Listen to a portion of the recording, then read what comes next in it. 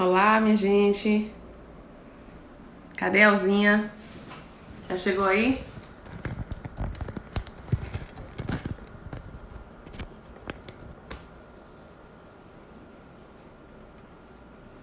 Elzinha, cadê você?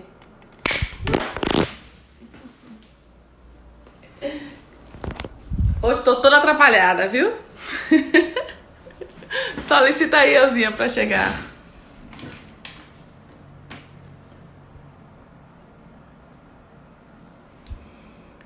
Aí.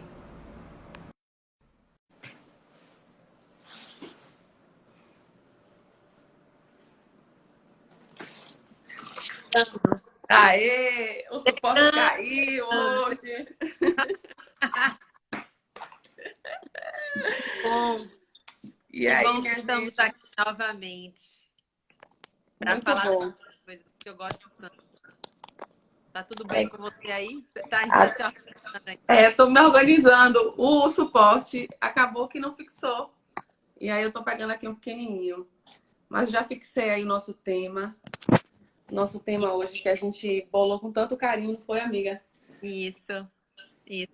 Pronto, cheguei agora. Pronto, tranquila. Falar dessas interfaces aí da psicologia com o direito, que é uma área que eu gosto muito. É. E assim, as pessoas pediram, não foi, Ozinha? Porque a gente fez Foi. uma live no dia 26, eu acho. Que foi um Hum. dia depois, justamente de comemoração ao combate internacional da alienação parental, né? E, Isso, na, isso. e naquela live a gente estava falando da atuação do profissional de saúde nas práticas colaborativas. E aí Isso. surgiram muitas dúvidas sobre alienação parental. E aí a gente fez, Uhum. pronto, vamos fazer uma nova live só para falar desse assunto, não é isso? E- Então, eu queria falar um pouquinho. Eu acho que a gente tem que abordar isso. No outro dia, a gente falou mais sobre a atuação do psicólogo, vamos chamar assim, né? Extrajudicial. A gente vai conversar hoje aqui sobre a atuação do psicólogo jurídico, dentro do ambiente jurídico, do campo jurídico, né? Isso. Porque, apesar de ter consequências jurídicas com aquele tipo de atuação, não, não tem a atuação direta dentro do judiciário. Agora, hoje a gente vai tratar dessa atuação direta dentro do judiciário. Você está me ouvindo bem? Tô. Tá todo mundo ouvindo aí? A gente também aí? As pessoas estão entrando ainda na É, o live. pessoal está entrando. É. Então, Eu estou sentindo um pouquinho de eco, mas se vocês estão tudo bem, para mim tudo bem. eu tô te ouvindo bem, graças a Deus. Tá, Tá tudo ótimo. tranquilo. Não está Bem, travando, nada disso. não, Que não. bom. Vão Olha dizendo aí só. pra gente, viu? Elzinha, minha gente, ela é mediadora também, assim como eu. Ela é mediadora judicial e ela é psicóloga e ela tem uma expertise no assunto alienação parental. E aí, ela tem uma vivência muito grande com a advocacia também. Ela passeia muito bem no universo dos advogados, né? E a Mas gente como vem. psicóloga, não como É, advogada. exatamente. Isso, como psicóloga, estou lá, mas atuando na área jurídica, né? É, ela é muito requisitada, justamente para a questão de pareceres, de apoios, né? E o que a gente Isso, percebe é o seguinte: eu sou uma advogada que milito bastante na área de família e sempre mais focada no viés consensual, né? Buscando isso. sempre o diálogo. E eu percebo isso, que outros colegas não conseguem ainda enxergar o psicólogo com essa parceria com o Uhum, advogado. E quando a gente uhum. atende um cliente no escritório, que a gente propõe um divórcio, percebe que é possível divórcio consensual, a gente precisa ter em mente que a parceria com o psicólogo, ela é fundamental. E você faz muito isso também, não é, Elzinha? Isso, exatamente. Eu começo a atuar, às vezes, quando a pessoa já entra no caso, né? Quando o advogado entra no caso, eu entro no caso junto. Por que é importante falar isso, né, Mônica? Porque a gente sabe, por exemplo, o assistente técnico, psicólogo, ele geralmente é convocado depois que o juiz determina a perícia, não é? É lá na frente do processo, digamos assim. Então, geralmente, os advogados, a visão dos advogados é que só deve contratar um assistente técnico quando o juiz determinar uma perícia psicológica ou estudo psicossocial daquele caso. Mas a minha experiência é que quanto antes a gente entrar no processo, melhor, mesmo que ainda não tenha sido designada uma perícia, entendeu? É. Eu queria Mas, só dizer assim, né? Que o que é psicologia jurídica? Psicologia jurídica é toda a aplicação do saber psicológico relacionado ao campo do direito. Então, a gente tem aí um passeio grande pela atuação do psicólogo, né? Mas as três funções principais que a gente é chamado a executar dentro do campo jurídico é como perito, como assistente técnico e como parecerista. Então, essas três funções que eu acho que a gente poderia conversar sobre isso hoje, né? ótimo. Né? É, e, O que é uma assistência técnica, o que é atuar como parecerista, né? O que é isso nos diferentes momentos aí do processo, né? E das demandas que a gente vê hoje em dia realmente uma demanda crescente, né?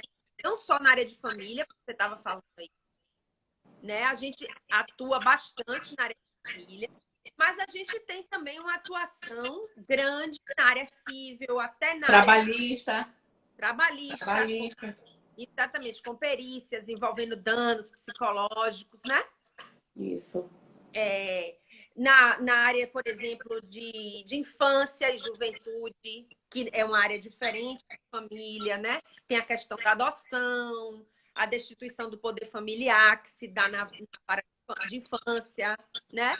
Então, essas são diferentes atuações, né?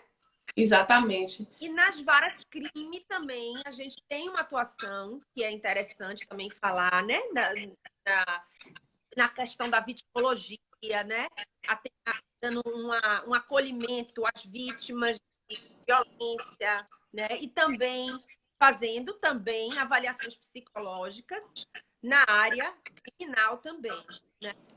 Olha, até as circunstâncias do crime, né? Eu estava olhando isso, que vocês auxiliam até na análise das circunstâncias do crime, tanto fáticas, né, E quanto psicológicas, né? dependendo, exatamente, dependendo do tipo de crime, por exemplo, a violência psicológica, provavelmente vai ter que ter um laudo psicológico, né? É. Para definir aí essa violência, caracterizar melhor essa violência, como acontece, né? Quais são os efeitos, quais são as consequências que a gente busca, né?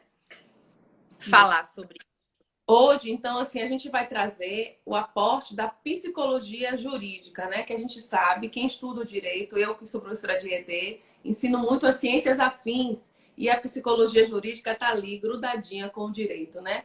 Quando a gente pensa na aplicação do direito de uma forma contextualizada, a gente tem que trazer essas ciências. E a gente tem a psicologia como uma ciência fundamental do direito.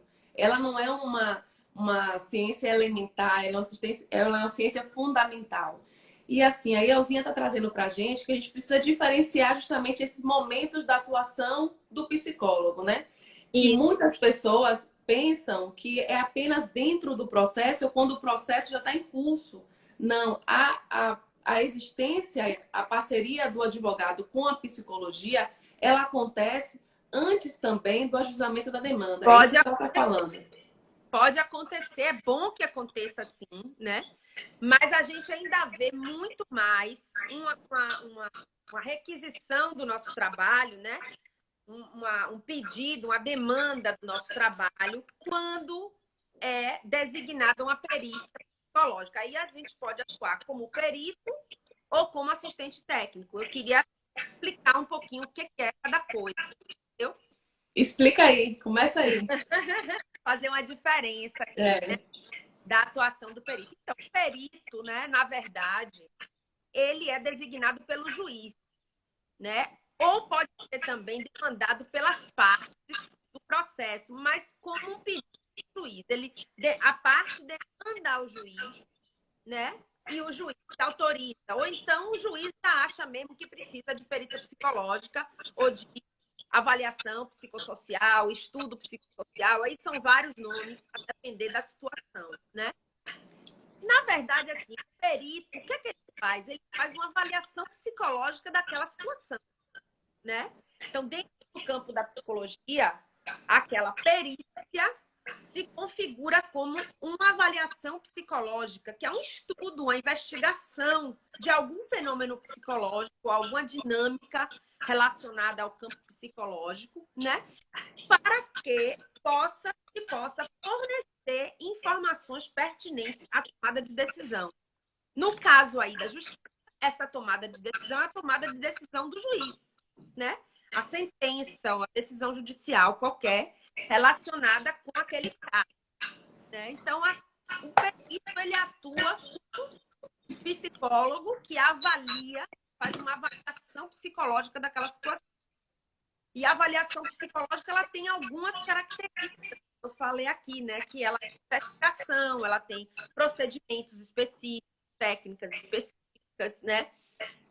E ela, depois, ao final dessa tomada, dessa coleta de informações, junto a partes, enfim, aos interessados ali, vai se elaborar um laudo psicológico, né? Que vai ser inserido no processo. E este laudo psicológico vai ser analisado por um assistente técnico. Então, assim, os dois principais papéis é o perito e o assistente técnico. Quem é o assistente técnico? É aquele que vai garantir um contraditório técnico ao laudo pericial. Entendeu? Então, são dois papéis aí bem definidos, de perito e de assistente técnico. O assistente técnico, ele é tratado, né? Atende a uma solicitação da parte. E o perito, ele atua com pode ser solicitado pela parte, mas ele recebe ao juiz.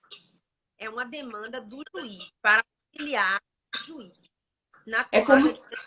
É como se essa situação, quando ele é intimado, vamos dizer assim, né, a atuar no processo pelo juiz, é como se aquela visão que ele está trazendo no processo fosse o ponto de partida do questionamento. É como se fosse mais ou menos isso, né, Elzinha? É o ponto de partida para o olhar técnico a respeito do assunto. Seria isso, para ficar mais claro? Isso, é uma demanda, porque, na verdade, o que é que acontece ali, né? O juiz tem que dar uma decisão. E essa decisão, na verdade, depende do conhecimento que o juiz não detém. É em outra área de atuação, né? Aí ele vai ter vários peritos ali que ele vai contar. Contador, né? Engenheiro, psicólogo, dependendo da questão judicial que ele está em mãos, né? Que o juiz está tomando decisão ali naquele caso, ele vai precisar de um profissional que vai auxiliar ele com informações mais específicas de uma outra área, que não é a área jurídica, né?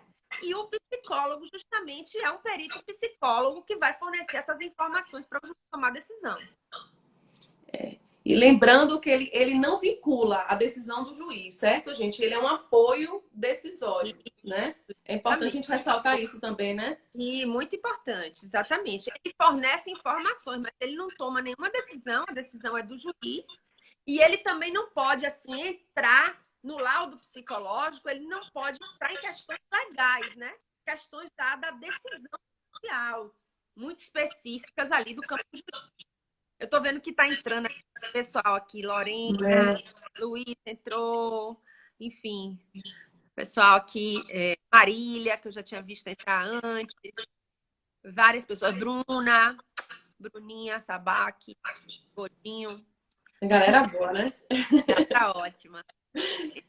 Então, se voltando ao nosso bate-papo aqui hoje, é justamente para a gente evidenciar a importância e a parceria da atuação do psicólogo com o advogado, tanto judicialmente quanto extrajudicialmente. Hoje a gente está querendo dar um enfoque mais judicial, né? E aí a Elzinha trouxe... Quando existe o processo, quando o processo já foi judicializado. A gente está falando disso aqui. Na outra live a gente falou assim, quando o processo não foi judicializado ainda, como é que pode atuar o psicólogo? Agora a gente está falando como o psicólogo pode atuar no processo que já está judicializado. Isso. E aí ela trouxe uma lembrança importante, porque geralmente o advogado só lembra do psicólogo nas questões de família. E o atuar do psicólogo, ele é muito amplo, né? ele trabalha na área crime, trabalha na área civil de uma forma ampla, na área trabalhista. Então, esse apoio dessa ciência, que é a psicologia, junto ao direito, ela acontece em vários ramos. Exatamente, em é, vários campos jurídicos, né? Isso. No campo jurídico, várias áreas ali que a gente pode atuar. Mas eu estava falando um pouquinho mais cedo, né? Que a gente atua a partir de 3 posições, vamos dizer, né? 3 modalidades de atuação, que é como perito, como assistente técnico e como parecerista.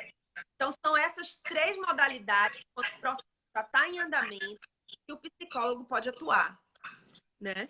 E assim, Elzinha, explica aí pro pessoal que não é da área de direito. O profissional, quando ele entra no processo, ele acompanha todo o processo ou ele atua e ele tem a retirada dele no momento oportuno? Como é que funciona? Explica aí pro pessoal. Então, na verdade, assim, existe uma tramitação, né, do processo. Em geral, o que é que eu digo assim, para as pessoas que eu atuo? Eu acho mais interessante quando o psicólogo é envolvido desde o início. Por exemplo, numa causa de família, né? Numa causa de família, eu acho mais interessante quando a gente, vamos dizer assim, já ingressa naquele processo, naquele caso, já começa a analisar o caso junto com o advogado, entendeu? Porque eu acho que tem várias nuances a respeito à área de psicologia. Mas o que a gente vê mais comumente acontecer é o seguinte: quando o juiz determina que vai ter uma perícia psicológica e que a parte tem que apresentar quesitos para o perito e apresentar um assistente técnico. Então, quando o juiz nomear ou chamar a perícia, vai entrar a figura do assistente técnico, né? Para fazer o contraditório técnico específico àquela peça processual que é o laudo pericial psicológico. Entende? Então, geralmente, o que acontece é que a gente já entra, depois que tem audiência, quando o juiz determina a perícia, às vezes ele não determina logo de início, né? Ele vai ouvir as partes, fazer uma audiência primeiro, tal, aí depois vai nomear um perito, vai nomear. Ele diz, bom, diante do que eu estou aqui, eu não consigo decidir só. Eu tenho que ter um apoio técnico, um auxiliar técnico, que é o perito, né, que vai ajudar com aqueles aspectos desse caso que eu não sei decidir sozinho, que eu não vou poder decidir sem informações dessa área técnica que é a psicologia. Aí ele vai nomear o perito e vai chamar o perito do processo, né, para atuar ali desculpa, vai atuar ali como auxiliar da justiça, fazendo uma avaliação psicológica. O perito, ele faz uma avaliação psicológica, né? E essa avaliação psicológica, ela tem... um minutinho. Ela tem alguns aspectos, né, que são específicos, né? Às vezes é para responder dúvidas que foram levantadas, né? Isso, a gente pode, por exemplo, na questão específica, quando tem alguns quesitos que são formulados pelo assistente técnico, né? Em geral, o juiz formula quesitos também. Vamos supor, na área de família, né? Na área de família, o que é que acontece com o estudo psicossocial na área de família? Geralmente, ele tem como objetivo questões relacionadas com a capacidade parental daquelas figuras ali parentais, né? Qual é a forma de convivência que vai ser melhor a partir dessas relações familiares que são estabelecidas entre pai, mãe e filho, né? Ou com a família mais extensa. Então, esse tipo de relação familiar, digamos assim, o juiz não tem capacidade de avaliar.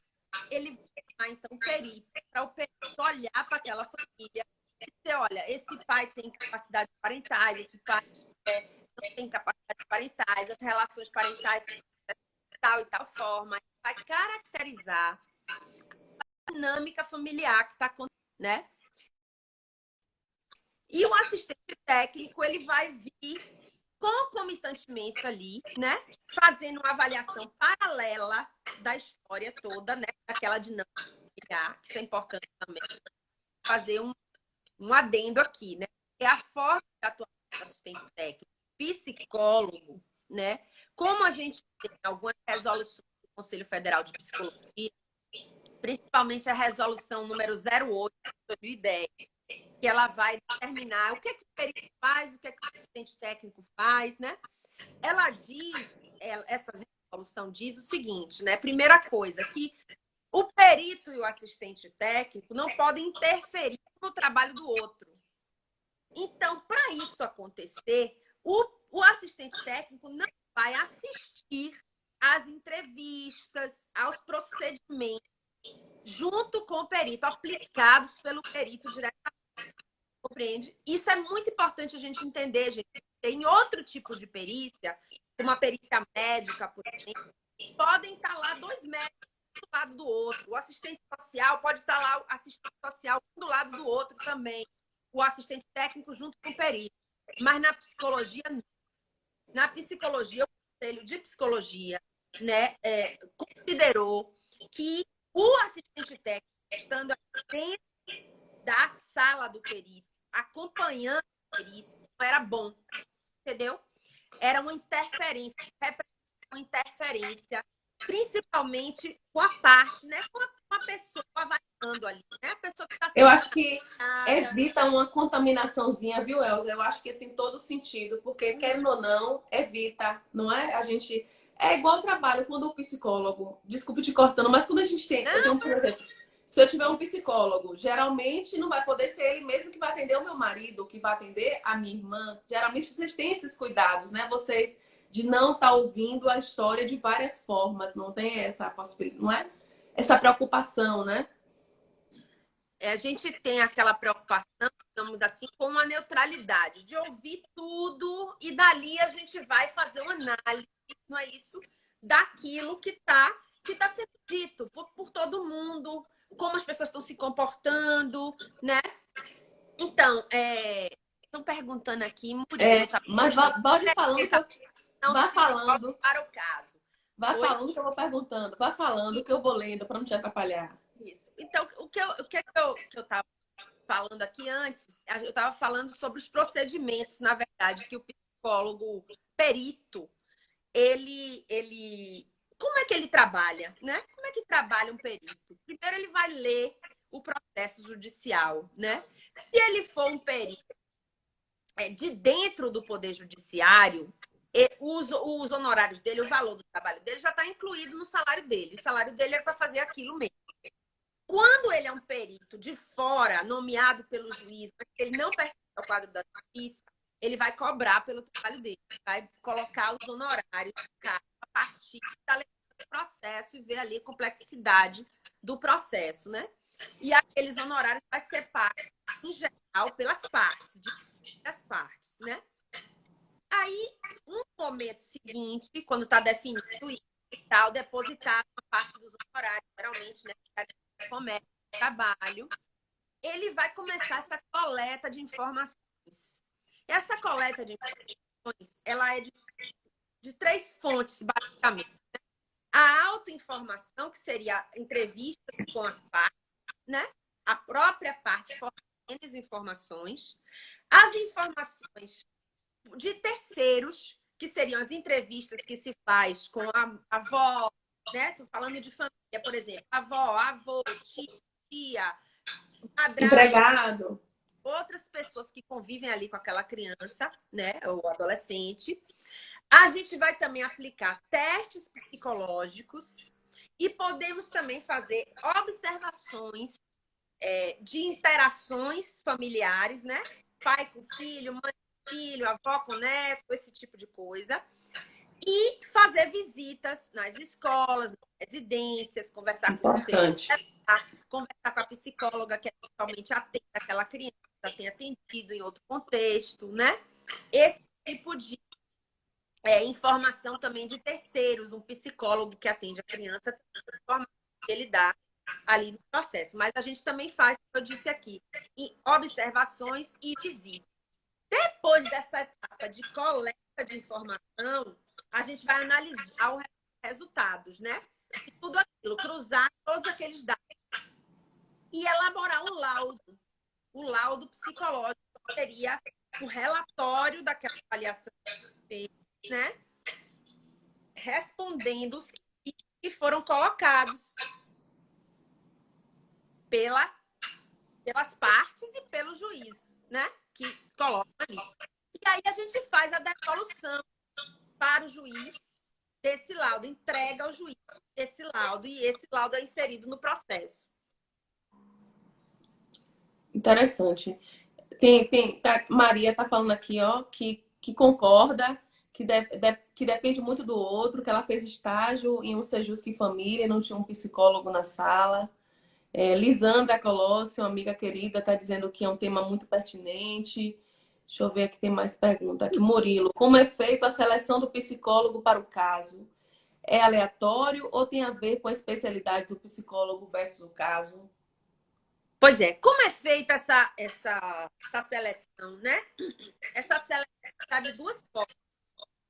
Ou o psicólogo já trabalha na justiça, por exemplo, na Bahia, o Tribunal de Justiça da Bahia, aqui também em Brasília, é uma coisa, tem um setor de psicologia ligado às varas de família. Aquele setor tem os psicólogos que vão atuar nos casos envolvendo família, já estão naquele lugar. Uma outra modalidade de atuação é através do cadastro. É feito um cadastro no tribunal de profissionais que vão ser chamados a partir do seu currículo. Esse cadastro você anexa lá o seu currículo e o juiz vai chamar o psicólogo que ele vê que tem o currículo, digamos assim, mais adequado ali para aquele caso. Em tese seria isso aí. Como é que é selecionado o perito? Ele, ou a parte do quadro na condição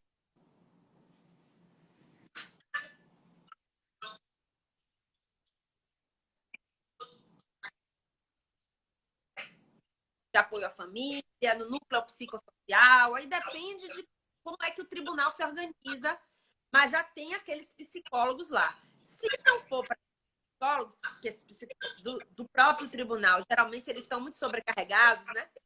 É designado um perito de fora. Esse fora tem que constar dos cadastros daquele tribunal. Ele não pode ser chamado aleatoriamente, não.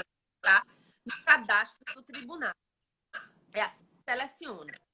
Né? Tem outra pergunta aqui que é mais também um adendo, né? Luciana Assis, advogada aqui de Feira, ela fala: muito importantes as atuações do perito e do assistente. Apesar de não vincular o magistrado, influencia demais. Afinal, o juiz é um perito das leis e não de todas as ciências. Parabéns pelo tema. Um beijo, Luciana. Obrigada por você estar gostando. É mais ou menos o que a gente está falando isso aqui, né? Porque a gente ouve muito isso assim. Eu já ouvi colegas falando assim, ó. Todo advogado é um pouco psicólogo. Não, minha gente. Advogado é advogado. Não. Psicólogo é psicólogo. O psicólogo também não é advogado. O técnico vai dar opinião técnica sobre psicologia e não sobre direito. Né? Bem por aí. O que dá é o advogado. O psicólogo, assistente técnico, que ele apoia o advogado, ele apoia a parte, mas ele traz o saber específico dele, né? Ele não vai interferir na questão legal ali envolvendo aquele caso, que isso, quem sabe, é o advogado, né?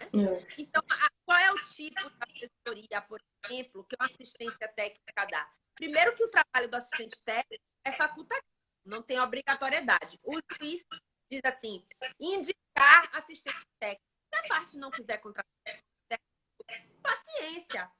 Quando chegar o laudo, dificilmente vai ter um contraditório técnico naquele laudo ali, porque o advogado não vai saber fazer, né? Se for um bom laudo, bem estruturado, com uma avaliação psicológica boa, o advogado não vai saber fazer essa análise técnica do laudo, né?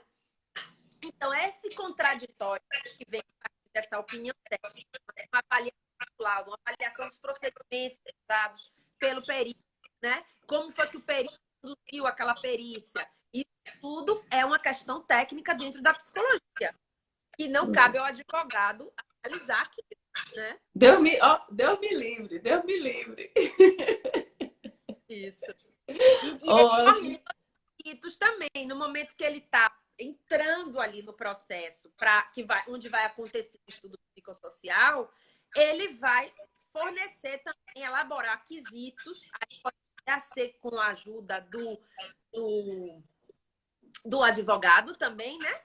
Colocando coisas que o advogado acha pertinentes. Mas como é que a gente trabalha como técnico, né? Eu, por exemplo, eu trabalho como assistente técnica, geralmente eu tenho entrevistas com a parte, né? Momentos que eu vou fazer realmente encontros para entender aquele caso na perspectiva da parte. Depois eu tenho reuniões com os advogados para saber o caminhamento que eles querem dar no caso, né? Para daí saber qual é a questão que eu vou colocar, entendeu? Quais os quesitos que eu vou falar a partir da configuração daquele caso específico, né? Eu tenho visto, às vezes, algumas participações de assistente técnico, quesitos assim, muito genéricos, sabe? Eu acho que o assistente técnico, ele tem que estudar o caso também, ele tem que estar próximo do advogado e da parte, para poder ele colocar quesitos que façam sentido naquele caso, entendeu? Ele não pode ser um profissional assim, que fica de longe, que vai ver só o laudo final. Ele tem que se envolver também com a parte que o contratou, né?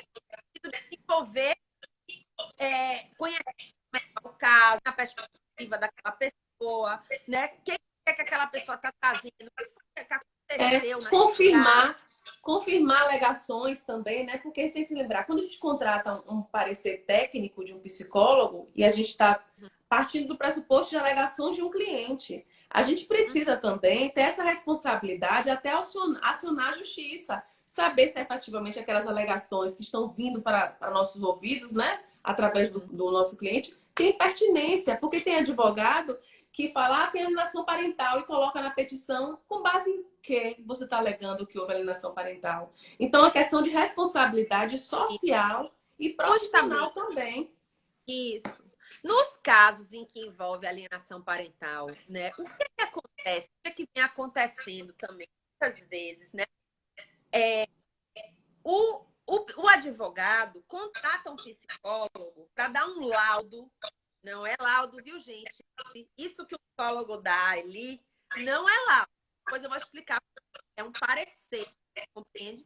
Então, ele contrata um psicólogo para verificar se tem alienação parental ali. Para dizer que tem alienação parental, digamos, né?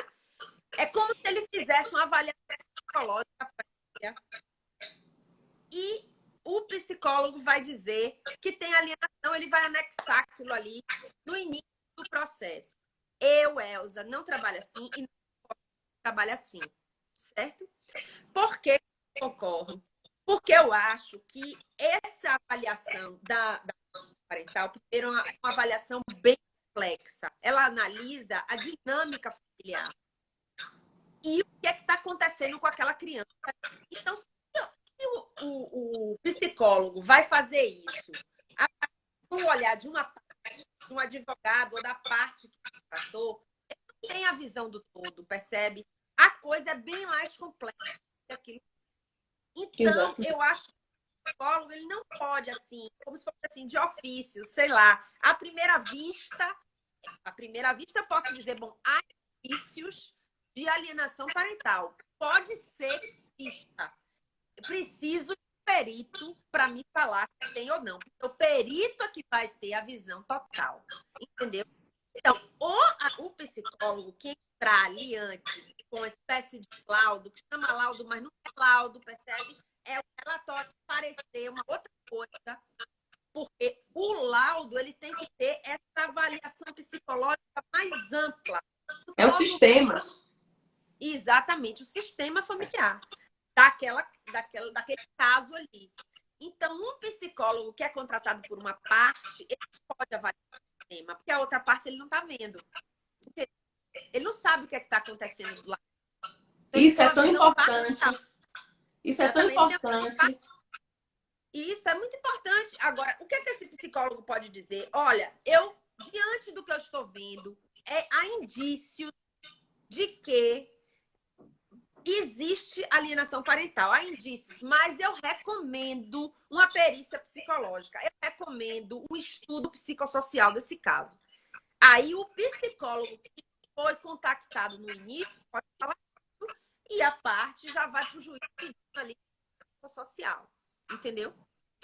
É diferente de você achar que você está contratando um psicólogo e que ele vai ser seu parceiro na acusação. Não é. É um técnico, minha gente. É uma pessoa que tem uma responsabilidade. É uma pessoa que trabalha com a saúde mental e que responde, isso, inclusive, muito, penalmente. Não é isso? exatamente, justamente. Ou A seja, gente... um psicólogo que tem essa visão parcial, ele não pode fazer muitas afirmativas, entende? Que é uma falta ética isso. Eu, inclusive, viu, Ozinha? Sem ter embasamento, entende? Eu me Sem ter deparei uma, eu me deparei uma vez com uma situação como essa, de uma alegação vinda assim. E aí eu perguntei na minha contestação, né, com base em que foi que ele estava constatando a existência da alienação parental? Com base em quê? Ouviu quem? Ouviu o autor? Ah, pela visão do autor, ele já tinha dito que tinha, mas me surpreende um técnico, eu coloquei isso, me surpreende um técnico estar dizendo à primeira vista que já há uma isso. alienação sem ter feito uma análise, né?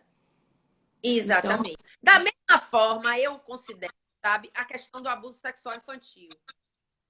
Às vezes existem laudos assim também, né? A gente vê que os psicólogos que atendem a criança, teve um indício de abuso, isso aqui é sinal de abuso. Eu não acredito, assim, que psicólogo que viu só a criança ou só a mãe possa ter essa dimensão de que aconteceu aqui, sabe? Eu acho que é preciso conclusivo, né, Raul? Um laudo numa conclusivo, né, avaliação Alzinha? mais ampla. É, concluir assim, não. Então, ó, Isso. o tema tá bastante. A gente tem umas perguntas ainda de alienação parental, mas tem gente aqui falando. Ó, Maria tá dizendo o seguinte: veja bem, como se faz uma mediação familiar se não há psicólogo no ato da mediação? Você quer responder, Azinha? Uma outra pergunta que não É, está tratando o assunto que a gente está tratando hoje. Mas eu vou é, deixar no final, se der tempo. Eu quero responder. Por que eu não desrespeito? Porque a gente está tratando hoje da atuação do psicólogo quando o processo já foi judicializado e na mediação não foi. A mediação é extrajudicial, né? Então, como a mediação é extrajudicial, a gente está focando hoje aqui a nossa conversa na atuação do psicólogo tá, com o processo judicializado. E isso. a mediação não é que aplica isso aí. E mediador também não é psicólogo. O mediador Não, ele tem ferramentas adequadas ao próprio Instituto da Mediação, que faz com que as partes consigam dialogar de uma forma mais livre, certo? e, Então, só para poder ficar um pouquinho claro na cabeça dela, mas a gente pode falar sim, porque tanto eu quanto e, ela também somos mediadoras e. judiciais A gente também. está mediadora, É, não é mais psicóloga, é o papel de isso, mediadora. E agora, exato. claro, eu vou para aquele papel com toda a minha bagagem, da minha profissão de origem, né? Eu sou psicóloga originalmente, e não chegar ali atuando de outra forma. Eu vou levar meu conhecimento da área de psicologia para atuar ali como mediadora. Agora, eu não estou atuando como psicóloga. A gente está falando hoje aqui do papel do psicólogo jurídico, né? Quando o Isso. psicólogo é chamado a atuar com os conhecimentos da psicologia no âmbito jurídico. E eu Isso. destaquei aqui, são 3 formas de atuação, né? Assistente técnico, perito e parecerista, né? Isso. E aí a gente está falando da prática, como é que acontece isso, certo? Isso, da E, prática. e a gente queria também trazer para vocês um pouquinho da visão da alienação parental, né? Porque a nossa convidada, quer dizer, a minha amiga querida, nós duas nos convidamos, né? Ela é especialista mesmo nessa área, né? Ela atua de uma forma ampla, mas ela tem uma visão, ela tem uma expertise muito grande no assunto alienação parental. E aí ela Verdade. está trazendo justamente essa visão para a gente, que não tem como dar um laudo conclusivo já numa petição inicial de que Exato. aquela criança ou adolescente está sofrendo alienação parental, né? Que é um indício que você pode levar ao processo, mas você precisa requerer uma perícia, um debate sobre o assunto, não é isso, Elzinha? Justamente. Muito boa sua fala. É justamente isso, né? Então, quando a gente entra com a petição inicial, a gente não vai trazer num relatório, num parecer técnico, ele não tem a visão do todo, ele não tem a visão do sistema. Quem tem isso é o perito, né? Então, a gente pode requisitar uma perícia. Pode, olha, há fortes indícios de alienação aqui. Acontece, é preciso que aconteça um estudo psicossocial para que todos os elementos venham a ser esclarecidos, entendeu? Todo o sistema, toda a dinâmica entre no processo para ser analisada aqui por um perito, né? Então, eu acho que isso é realmente uma atuação ética da parte do psicólogo, por exemplo, né? Ele chegar e dizer, existe um alienação parental inicial, sem ter ouvido todos ali, eu acho difícil, acho antiético, não acho uma postura correta do psicólogo. Ele pode dizer o quê? O que indica, por favor, requisita-se uma perícia psicológica nesse caso. Ô, Elzinha, e você como profissional, quando um advogado te procura, na área de família ainda, e dizendo, olha, meu cliente está relatando que está acontecendo isso e isso, o que é que liga o seu sinalzinho vermelho para dizer, ó, pode ser que tenha mesmo? Quais são as características que você costuma ouvir mais? Então, deixa eu falar aqui só rapidinho, se você está importante. Eu atuo, às vezes, com um advogado que vai entrar com o processo. Não significa que eu não vou atuar, não, mas é como eu estou dizendo, eu não posso ser categórica. Eu não vou fazer afirmativa categórica ali. Mas, às vezes, eu tenho parceiros advogados que me procuram, né, para dizer, onde será que está acontecendo ali na veja aqui, converse com essa mãe, converse né, com esse pai, com essa mãe, para ver se ele está sendo vítima ou se ele é alienador. Ele está chegando com essa história aqui. Mas eu, como advogado, tenho os conhecimentos específicos para dizer se cabe uma ação de alienação parental, com base na lei da alienação parental. Então, aí, o que eu faço? Eu vou conversar com aquelas pessoas que eu posso ter acesso. Então, geralmente, eu converso com a parte, seja pai ou mãe, madrastas, padrastas. Então, os adultos que estão ali, né? Avó, avô, coisas assim, né? Geralmente, eu não converso com a criança, mas pode ter algum caso que a criança vem até mim, né? Em geral, eu não vejo a criança, porque eu acho que a criança ela fica sobrecarregada. Porque como eu vou pedir uma perícia, como eu vou pedir essa perícia depois, eu Lá chamo na frente.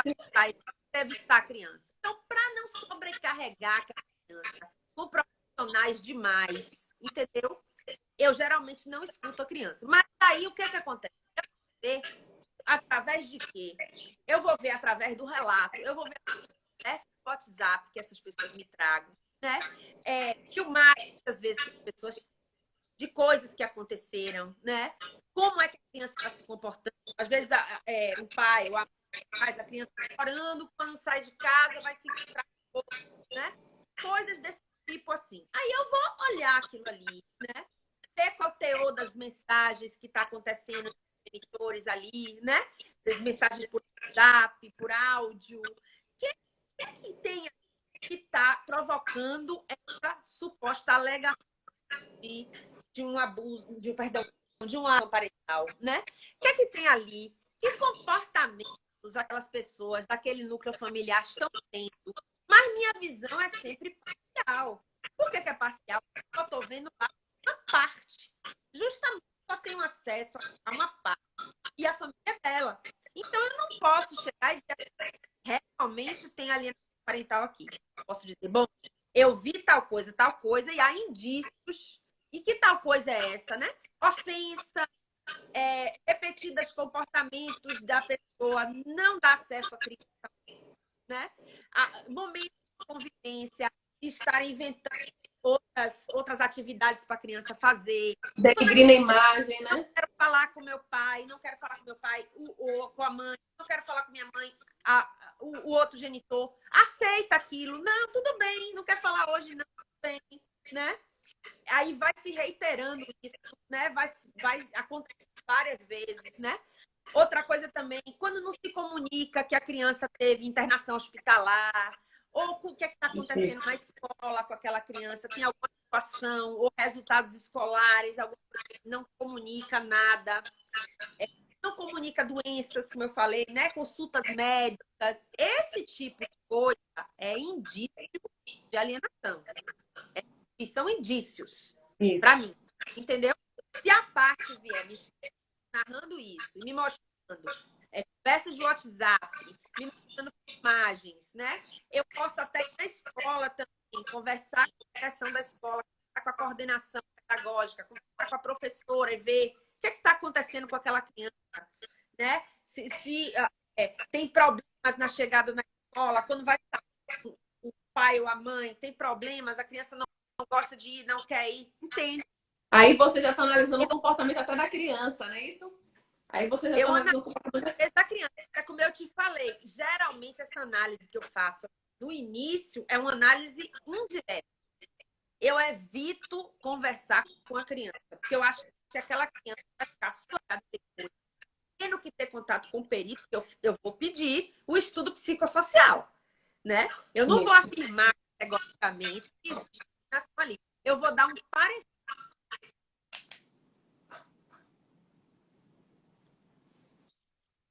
Não tô ouvindo, tô ouvindo. É porque tá... minha bateria vai cair. Peraí. Então, a gente faz, né, essa análise aí, mas é uma análise, como eu estou dizendo, parcial. Eu preciso pedir o estudo psicossocial, eu preciso pedir a perícia. Se ter esse olhar sistêmico que só o perito vai ter. E aí, depois que o perito emitir o laudo dele, eu vou dizer, concordo, não concordo, esse laudo tá faltando alguma coisa, não ouviu tal pessoa, não considerou tal coisa. Esse tipo de coisa que a gente faz, entendeu? Ô, Elzinha, na live passada, teve uma dúvida que me perguntaram, que eu disse que se a gente fizesse a live, que ia te perguntar se você achava, como psicóloga, pelo seu know-how, que a guarda compartilhada, ela estimula a alienação. Eu acho que não, claro que não, mas você, como psicóloga, perguntaram, aí eu queria ouvir você falando um pouquinho. Repare, eu acho que às vezes as pessoas estão tratando a questão da guarda compartilhada como se fosse assim um remédio para todos os males, né? Realmente, a gente não pode pensar assim. Embora eu seja extremamente favorável a que a guarda compartilhada seja default, ou seja, todo mundo tem que ter guarda compartilhada. Só a exceção da exceção não vai ter guarda compartilhada. Compreende? Agora, eu acho que quando existe uma alienação parental já instalada e severa, a guarda compartilhada não vai resolver isso. Tem que se pensar em outras formas, né, de convivência e outras formas que o genitor, a genitora alienada possa ter mais acesso àquela criança. E também eu não sou assim favorável. Pode até ter uma reversão de guarda, acho que pode, mas não sem o estudo psicossocial, né? Eu acho que precisa ter o estudo psicossocial para determinar alguma reversão de guarda também, ou a mudança da guarda. Mudança na forma de guarda, sem ter o estudo psicossocial, eu realmente acho muito complicado, né? Eu já vi acontecer, por isso que eu estou lhe dizendo, eu já vi acontecer uma reversão de guarda, inclusive foi retirada a criança da mãe, por suposição de alienação parental, sem ter estudo psicossocial, numa liminar, numa medida liminar. E eu acho que isso é realmente uma precariedade total de decisões judiciais, assim, a facão, eu diria, né? Muito irresponsáveis, na minha forma de pensar. Né? Eu acho que quando você tem a alienação parental, ela é um fenômeno complexo. Ela é um fenômeno sistêmico e complexo. Se você não tem a visão do sistema familiar, do que está acontecendo aí, você não pode tomar essa decisão por uma mudança, né, uma coisa radical, afirmando que tem a alienação e ainda já revertendo imediatamente a guarda. Eu acho isso uma temeridade. Não concordo com essa Elzinha, forma. Aí eu puxo até um pouco de responsabilidade pra gente, enquanto advogada, eu digo assim, minha classe, sabe? Porque a gente, quando ouve o nosso cliente e a gente percebe que tá havendo realmente algo estranho, eu acho que o primeiro filtro é o advogado. Não é que o advogado é psicólogo, não é. Mas o advogado é ser Isso, humano e ele tem uma isso, responsabilidade. Então, esses concordo. pedidos que você fala de liminares, querendo reversão de guarda, tem caso e caso. Então, a gente precisa realmente ter esse cuidado enquanto profissional, entendeu? Isso. Porque a gente está pensando que está resolvendo um problema, a gente está prejudicando, majorando esse problema, né? Muito, muito, muito. Eu acompanhei um caso que foi muito difícil. A mãe ficou realmente com pouquíssimo acesso à filha, uma criança de 2 anos, por causa de uma situação assim, certo? Ela ficou sem acesso à filha durante 8 meses, praticamente, vendo a filha muito pouquinho, uma criança de 2 anos, pensa. Por causa de uma medida liminar tomada assim, com alegação de alienação completamente fora. Não tinha nem um parecer psicológico inicial, nada. Certo? Nada, nada, nada. Só tinha que a mãe viajou com a criança, porque a mãe, na verdade, a mãe dela estava em tratamento de câncer e ela realmente viajou. Ela pediu uma transferência do trabalho, mas não tinha nem saído a transferência do trabalho ainda, né? E a pessoa, o juiz, já deu aquela liminar. E aí eu acho assim que essas situações a gente tem que ouvir a outra parte, tem que ouvir o que está acontecendo, entendeu?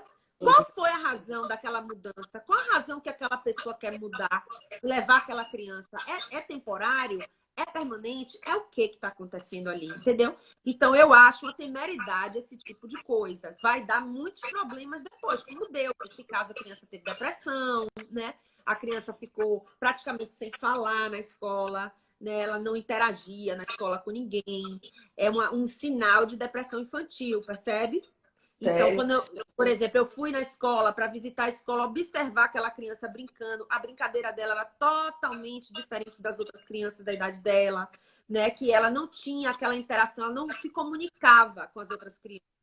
Ela só se dirigiu o olhar e ela não tinha problema de fala, de linguagem nem de nada, não. Ela só se retraiu. Ela se, né? Um sinal claro de depressão infantil que aconteceu com ela, né?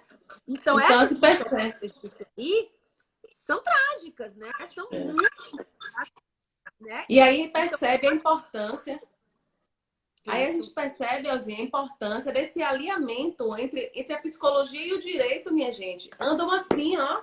Não tem como Isso. afastar a Em psicologia do casos como direito. esse, não tem como, sabe? Se tem suspeita de alienação parental, suspeita, ou seja, se alguém te procura como advogada, uma parte, né? Te procura como advogada, dizendo assim, olha, tá acontecendo alienação parental comigo. O advogado, eu acho que nessa hora tem que chamar um psicólogo para Claro, começar a atuar no caso logo de início, entendeu? claro. Para ser ali assistente técnico, colaborador, profissional colaborativo, o que for, né? Que nome se dê a isso. Mas aí essa colaboração profissional desde o início, em casos envolvendo, por exemplo, alienação parental, porque alienação parental é um fenômeno complexo que o É advogado crime? só pelas leis, pelo que está exemplificado ali na lei, que ele vai determinar que tem, entende? É uma coisa muito mais profunda. É isso. E é aquela ideia que que a gente bate na tecla, né? Quem é advogado colaborativo, quem é mediador, que vencer uma causa nem sempre é resolver um conflito, minha gente. Não é. Então a gente precisa, Isso, enquanto profissional de direito e profissional da área de saúde mental, a gente precisa ter esse cuidado, que a gente precisa estar atuando no processo, sempre buscando que o conflito se resolva e que se resolva da melhor forma possível, ainda mais quando envolve isso. crianças vulneráveis, né? Ó, Uhum, a gente já vai terminar. exatamente. A gente já vai, a gente já vai terminar. Já tem 4 minutinhos. Estamos Oh, gente, falar acabando. com Elza. Agradecer Falar com Elza é milhões. tão maravilhoso. Adoro falar desses assuntos, né? Lila Moraes, minha É, amiga, tá bom, querida? É bom te ver.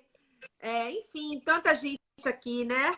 Fabiano é, Vasconcelos entrou, Lila, Marília, Lorena, né? Muitas amigas minhas aqui participando, muita gente querida. Muito obrigada, gente, irem, viu?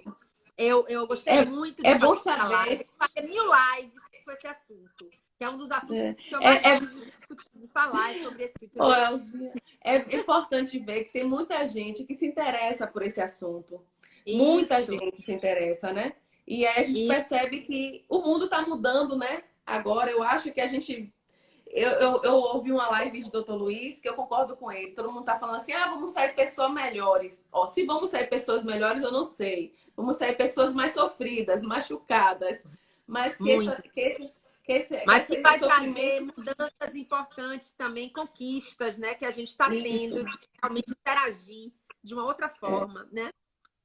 Que a gente amadureça Acho que é enquanto muito ser humano, importante. né? Que a gente Aham. consiga amadurecer. Eu tenho visto meus E, clientes que fizeram divórcios consensuais, às vezes me ligam e aí eles percebem, não, realmente nós temos que resolver.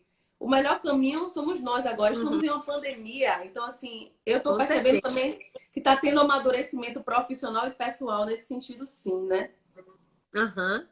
Com certeza. É amanhã, eu vou postar aqui depois alguma bibliografia desse assunto, certo? Vou postar aqui os livros de avaliação psicológica, de psicologia jurídica, que eu mais uso. Eu vou postar também uma outra live que eu vou fazer amanhã com o IBDFAN DF, meus queridinhos aqui de Brasília, também sobre esse assunto, né? Vai ser, acho que 19 horas, não, 17 horas, amanhã. Aí eu vou postar aqui na minha página também, para quem quiser. Acho que a inscrição é através do e-mail do IBDFAN DF. Mas não vai ser só para os membros do IBDFAN, não. Vai ser aberta. Qualquer Eu vou pessoa divulgar pode também. entrar. Eu vou Tá, divulgar também, viu? tá E vou estar joia. lá, com fé em Deus. É isso. Obrigada, Gente, querida. obrigada por tudo. Se cuidem. E eu e Elzinha, a gente está Isso. disponível para Fica em vocês casa sempre que por for preciso. enquanto. Continua em Se tiver casa. alguma dúvida, né, Elzinha? Pode mandar pela E mensagem do pode Instagram mandar dela que ela pela responde. mensagem do Instagram que eu respondo, tá? Viu? É uma Ótimo. professora Foi e um ser humano. maravilhoso estar aqui com você, querida. Feliz Dia Virão das Mães outras, virão por outras. ontem. Feliz Dia das Mães por ontem. É mesmo. Feliz Dia das Mães também para todos aí. Beijo, Beijo, gente. beijo. Tchau. Tchau.